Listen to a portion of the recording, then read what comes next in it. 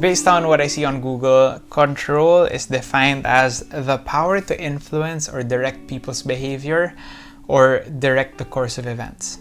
And if I'm being completely honest with you, 2020 has not been a year of control for me. Whether it's global health or politics around the world or even in the nation, economics, personal finances even, social life, it's been really difficult to find a sense of control. And I think it's natural, it's human, to want control, to want to be able to, I guess, know what to expect, to have the reassurance that whenever I want to, I can go to the mall or anywhere I want, or take a trip somewhere, eat the food that I want to eat, take a break from work and watch the Netflix show that I want to watch. But it's kind of a situation where we've lost a bunch of that control, and we are all looking for little ways to get it back.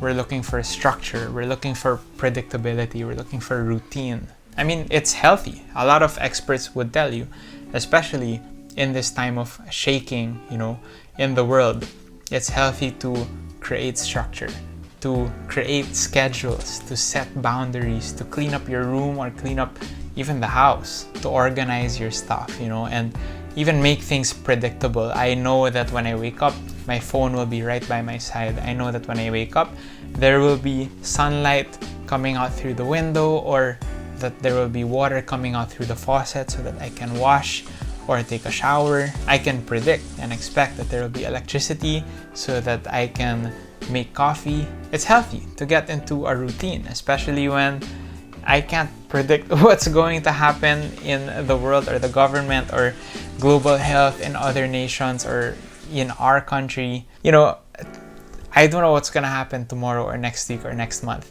I really hope not, but I can't guarantee you that another volcano will not explode next month. You know what I mean?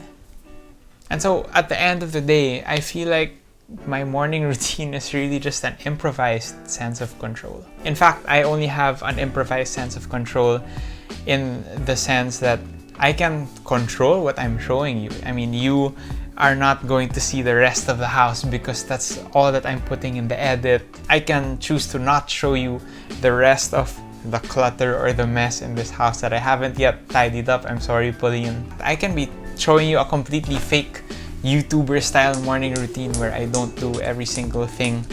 Well, I don't work out like that every morning.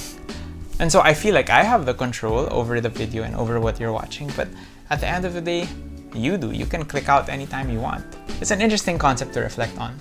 Often we think we have the control when we don't.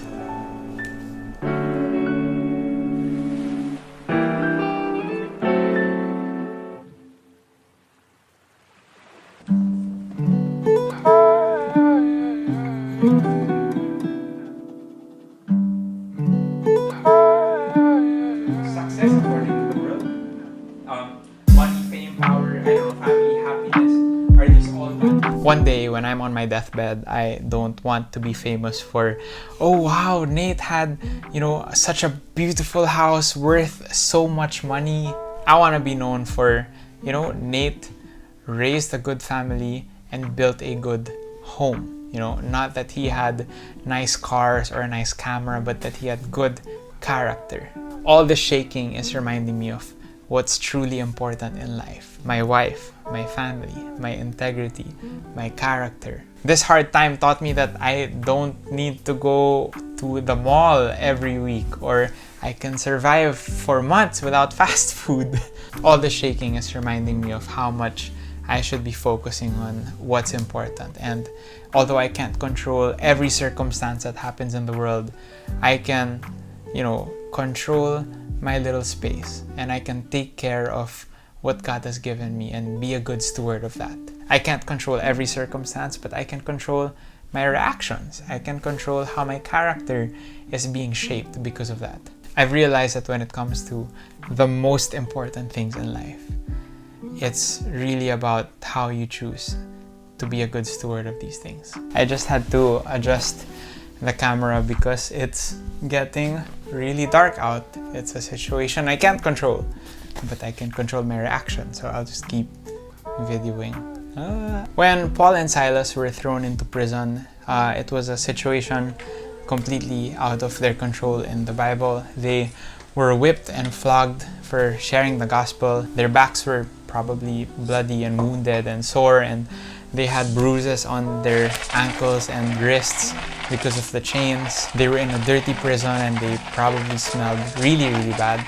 But even though they didn't have any control, they chose to sing praises to the one who was in control. And it's awesome that in that story, God did choose to show his control. You know, if you follow the story, the prison walls shake, there's a big earthquake, and it comes crumbling down, and Paul and Silas experience freedom, and so do the rest of the inmates. And you know, oftentimes God will show his control in that way, but other times we will get the freedom and victory that we've been longing for much later.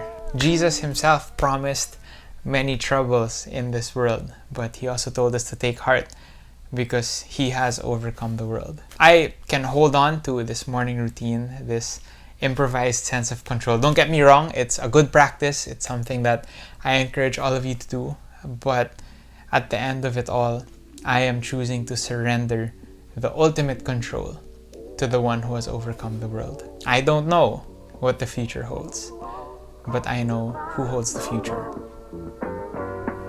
And we won't have to cry no more.